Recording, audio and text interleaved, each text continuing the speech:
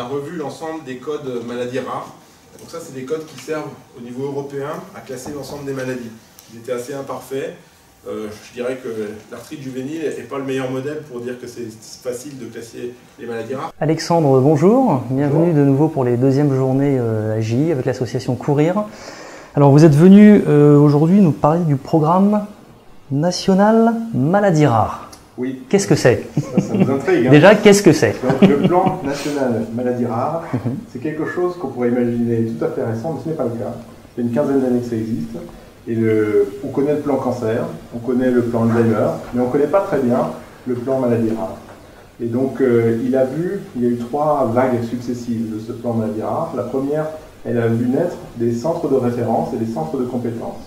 L'objectif de ce programme, de ce plan, c'était de couvrir l'ensemble du territoire avec des experts des maladies rares pour permettre aux patients de pouvoir accéder plus rapidement à un diagnostic et au traitement adapté.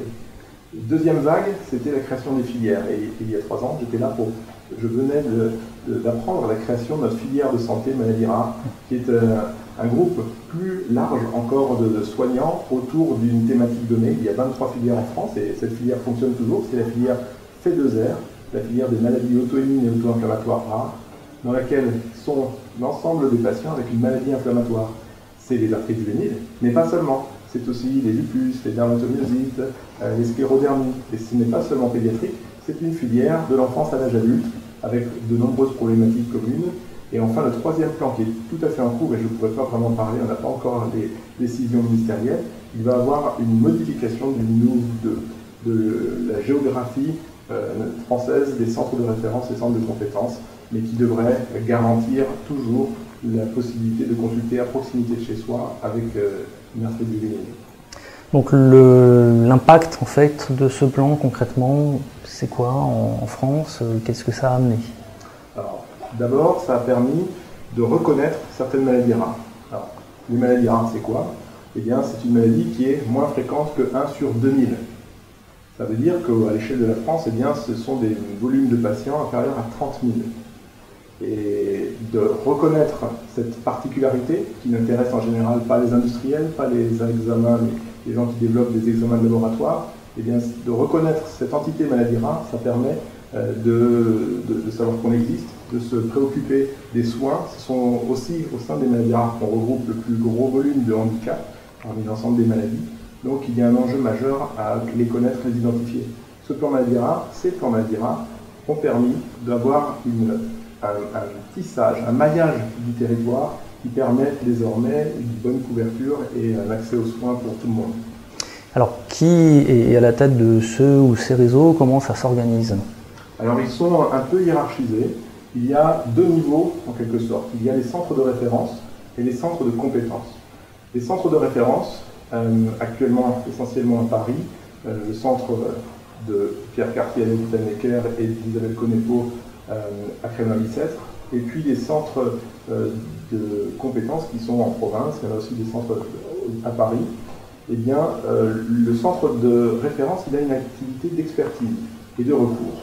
Donc, lorsqu'on est en situation difficile, que l'on a eu plusieurs traitements qui n'ont pas donné les résultats souhaités ou que le diagnostic pose question, on doit pouvoir contacter les centres de référence. Les contacter, ce n'est pas nécessairement aller dans ces centres de référence. Parce que la filière, par exemple, elle sert à favoriser les connexions entre l'ensemble des médecins.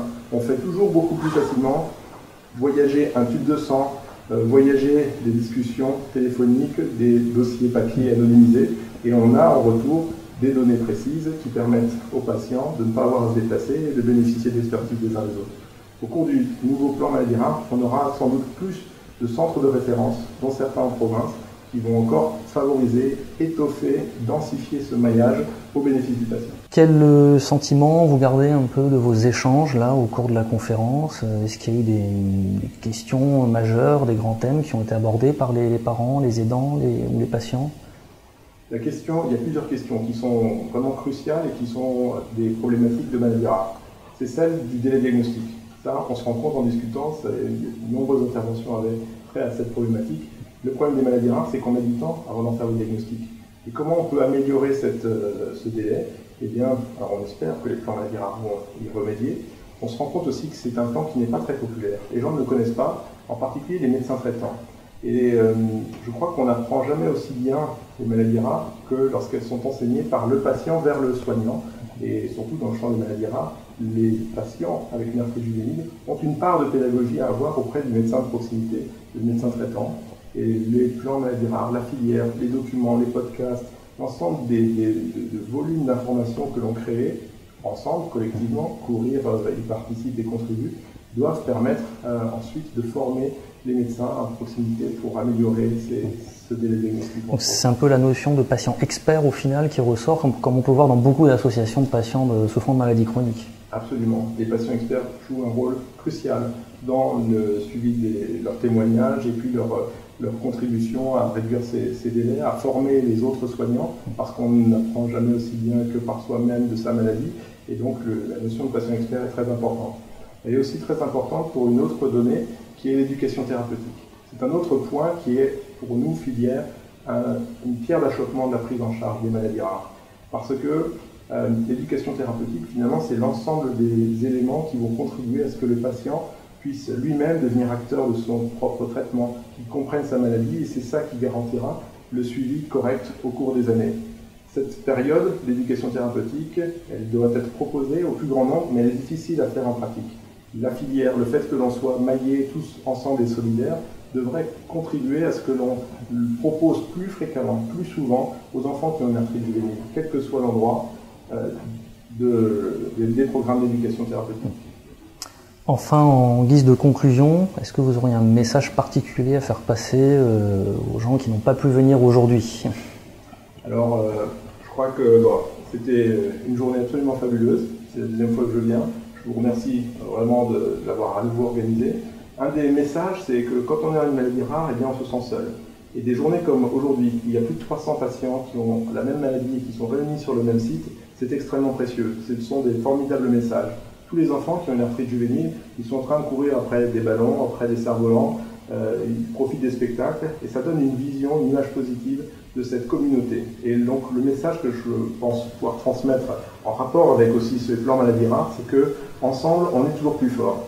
Les docteurs ensemble, les patients, les associations de patients, c'est l'esprit des filières maladies rares, d'avoir un maillage satisfaisant, de travailler ensemble parce qu'on a tous le même but et qu'on s'enrichit les uns des autres de chacune de nos expériences. Seul on va plus vite, ensemble on va plus loin. Merci. Merci beaucoup.